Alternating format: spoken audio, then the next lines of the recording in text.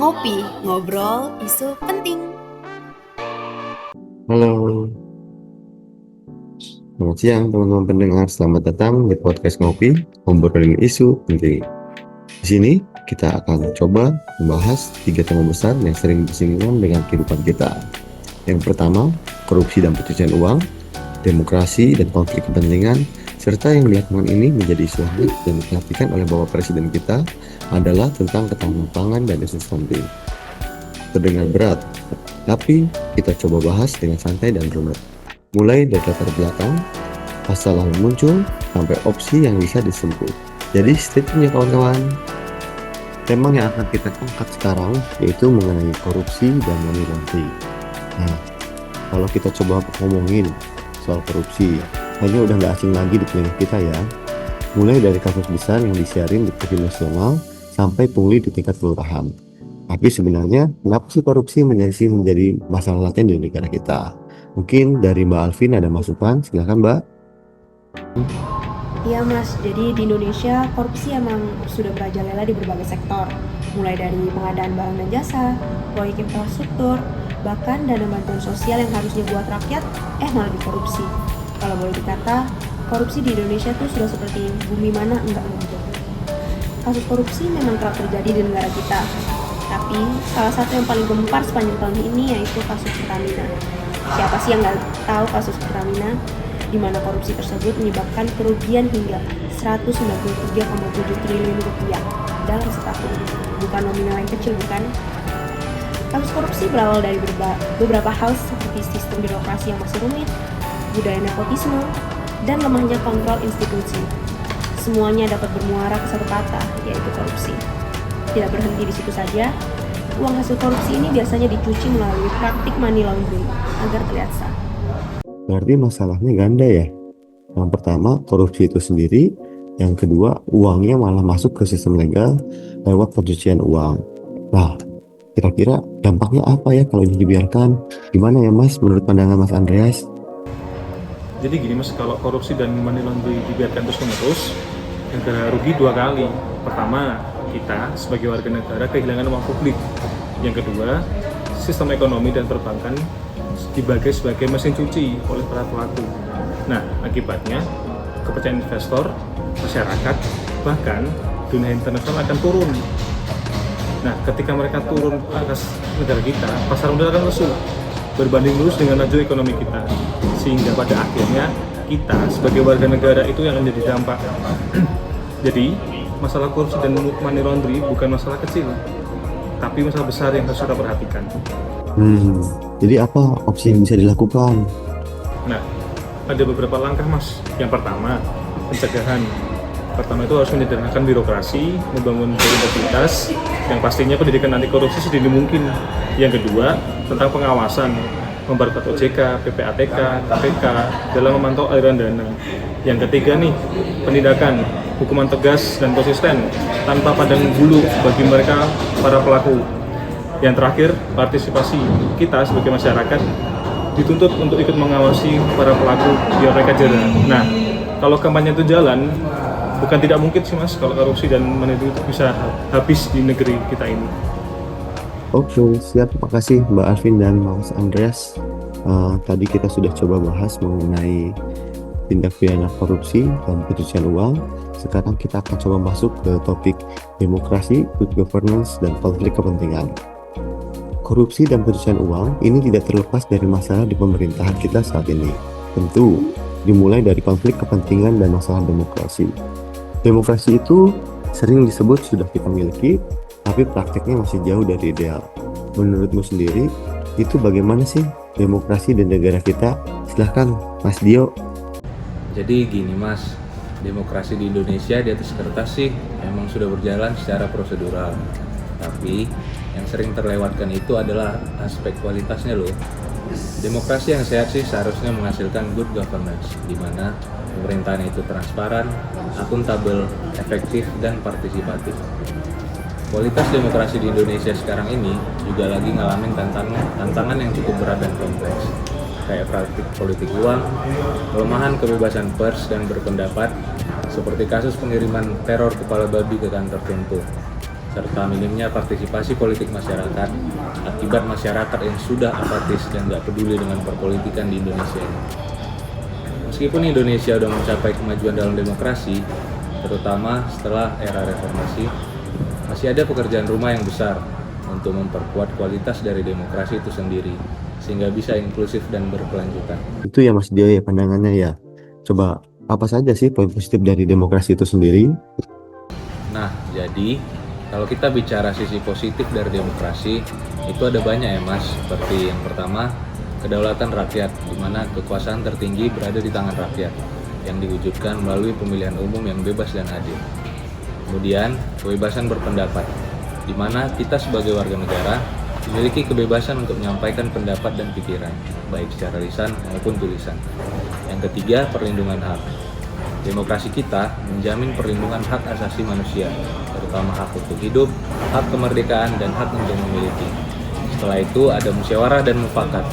Masyarakat Indonesia didorong untuk menyelesaikan masalah melalui musyawarah dan mufakat, mencerminkan dari nilai-nilai Pancasila itu sendiri. Kemudian ada pemisahan kekuasaan, di mana demokrasi mengenal pemisahan kekuasaan antara lembaga eksekutif, legislatif, dan yudikatif untuk mencegah penyalahgunaan kekuasaan. Dan yang terakhir ada kebebasan pers. Media memiliki peran penting dalam menyampaikan informasi, mengawasi pemerintah, dan memberikan wadah bagi berbagai opini. Oh, jadi permasalahan demokrasi ini sering terjadi karena adanya konflik kepentingan ya? Benar Mas, jadi banyak orang yang masih belum paham tentang seriusnya konflik kepentingan. Konflik kepentingan itu bisa muncul secara sederhana karena egoisme manusia. Contohnya, beberapa oknum pejabat yang memanfaatkan kewenangannya untuk kepentingan pribadi. Pejabat yang berpihak memberikan informasi internal dan mengatur syarat tender agar kompetitornya itu menang. Lalu, keputusan yang diambil oleh orang-orang ini pasti bias dan berusaha menguntungkan dirinya sendiri. Itu merupakan bom waktu. Dampak yang lebih luas yaitu yang pertama, kebijakannya jadi tidak objektif, publiknya dirugikan, dan kepercayaan masyarakat hancur. Padahal kita punya instansi yang harus dijaga nama baiknya. Jadi begitu, Mas. Lalu opsi tindakan apa yang bisa mengurangi konflik kepentingannya? Jadi ada beberapa opsi nih Mas. Yang pertama itu kesadaran diri. Nah, kesadaran diri ini harus kita miliki sebagai ASN karena kita adalah pelayan rakyat. Dan kalaupun memegang jabatan tertentu itu merupakan hal yang tidak boleh disalahgunakan dan harus dipertanggungjawabkan. Yang kedua, regulasinya juga harus jelas, membuat aturan tertulis tentang larangan dan batasan konflik kepentingan. Yang ketiga, itu ada transparansi aset. Semua keputusan itu penting, terutama yang menyangkut anggaran atau tender, harus terdokumentasi, terbuka, dan dapat diakses oleh publik. Yang keempat adalah whistleblowing system, yaitu menyediakan kanal pelaporan rahasia dan terlindungi bagi pegawai atau masyarakat yang memenuhi konflik kepentingan. Dan yang terakhir, kelima, partisipasi masyarakat, yaitu pengawasan tidak bisa hanya dari lembaga negara, tapi juga dari LSM, media, dan akademisi. Jadi begitu Mas, adalah opsi-opsi yang terkait.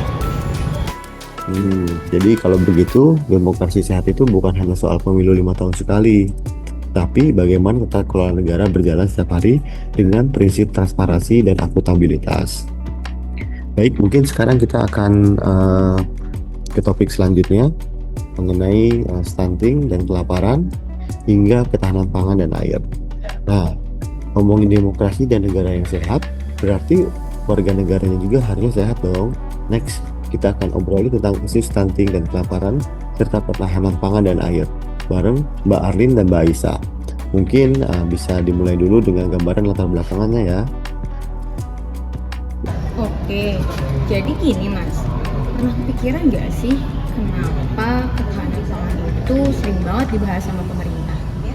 Sederhananya sih, karena negara tuh harus pastiin bahwa warganya itu dapat makanan yang cukup dan juga bergizi.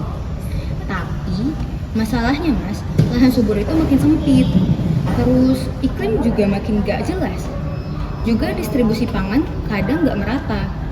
Nah, kalau kebutuhan makan dan gizi ini terganggu, dampaknya langsung kelihatan, mulai dari stunting sampai kelaparan. Jadi, sebenarnya ngomongin pangan itu bukan cuma soal makan Mas, tapi juga soal masa depan kita bareng-bareng gitu. Permasalahannya yang muncul bukan hanya soal fisik. Artinya kalau begitu stunting itu berpengaruh ke masa depan generasi. Betul Mas, definisi stunting itu sendiri kan adalah kondisi gagal tumbuh dan juga perkembangan anak akibat kekurangan gizi kronis tuh. Terutama pada 1000 hari pertama kehidupan. Nah, 1000 hari pertama kehidupan ini sejak dari kehamilan sampai usia 2 tahun.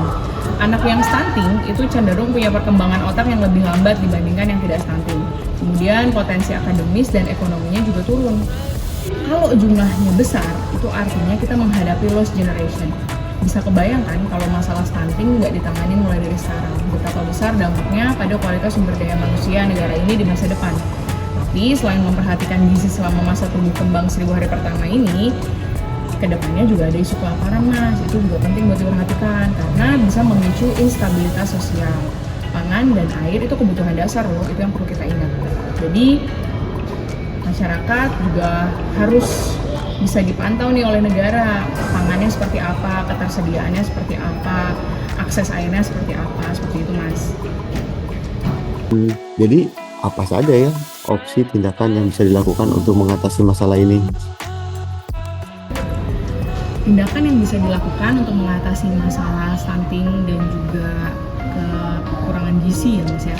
Itu yang pertama sebenarnya edukasi gizi Mas. Jadi menumbuhkan kesadaran dari orang tuanya dulu nih di lingkup paling kecil. Betapa pentingnya gizi seimbang dan juga untuk menghindari stunting untuk anak yang usianya di bawah 2 tahun ya kan, selama tumbuh kembangnya itu. Terus yang kedua, adanya pemeriksaan dan pemantauan gizi.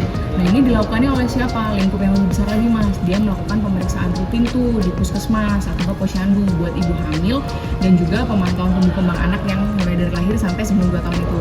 Nah ini kan dari posyandu ya lingkupnya, sekarang kita lebih gede lagi, intervensi langsung Mas dari pemerintah. Ada program makanan tambahan buat ibu hamil dan juga program makanan tambahan untuk balita agar nggak stunting, dan itu kandungan gizinya juga sudah diperhatikan oleh pemerintah. Nah terus juga pentingnya kolaborasi multisektoral Mas, melibatkan berbagai pihak tuh dari kementerian, pemerintah daerah, perguruan tinggi, sektor bisnis, semuanya lah untuk program penurunan stunting itu. Nah ngomong-ngomong nih tentang kolaborasi sama kementerian nih, nah itu nanti ada hubungannya lagi nih sama ketahanan pangan. Betul sekali. Jadi sebenarnya kementerian ini salah satunya atau bisa dibilang adalah paling utama, yaitu Kementerian PU sendiri nih Mas. Karena Kementerian PU ini mengambil alih yang sangat besar dalam pengelolaan air berkelanjutan seperti pembuatan infrastruktur untuk irigasi modern atau bendungan, dan juga untuk infrastruktur untuk mendukung adanya budidaya tanaman untuk ketahanan pangan itu sendiri. Nah, lalu setelah tanamannya itu menjadi sudah bisa sudah bisa di harvesting, jadi kita lakukan yang namanya itu adalah perbaikan sistem distribusi, yaitu di mana infrastruktur logistik pangan antar daerahnya harus ditingkatkan agar terjadi pemerataan pangan di setiap daerahnya. Nah, yang terakhir itu adalah diversifikasi pangan, di mana perlu andil juga nih dari masyarakatnya. Jangan terlalu bergantung pada satu komoditas seperti beras, karena kita pasti tahu kan ya Mas, Indonesia itu kaya banget sama sumber daya alamnya. Jadi terdapat banyak banget opsi lain selain beras, yaitu bisa ubi, singkong, atau jagung kan. Bisa banget tuh jadi opsi untuk makanan kita sehari-hari Mas. Ya, jadi ada 5 langkah ya Mbak ya. Jadi kalau kita lihat, isu pangan ini nggak bisa hanya ditangani oleh pemerintah pusat, tapi juga butuh kerjasama daerah, swasta, bahkan komunitas. Oh baik, jadi tadi sudah kita bahas ya 3 isu besar. Yang pertama, korupsi dan pencucian uang. Kedua, demokrasi dan konflik kepentingan. Ketiga, ketahanan pangan dan stunting. Semuanya punya pola yang mirip, ada latar belakang, muncul masalah serius, tetapi selalu ada opsi tindakan yang bisa diambil. Intinya, butuh kolaborasi pemerintah, masyarakat sipil, dan kita semua sebagai warga negara, khususnya kita sebagai perangkat bangsa. Terima kasih kepada narasumber yang sudah berbagi. Terima kasih juga teman-teman penonton. Sampai jumpa di episode berikutnya.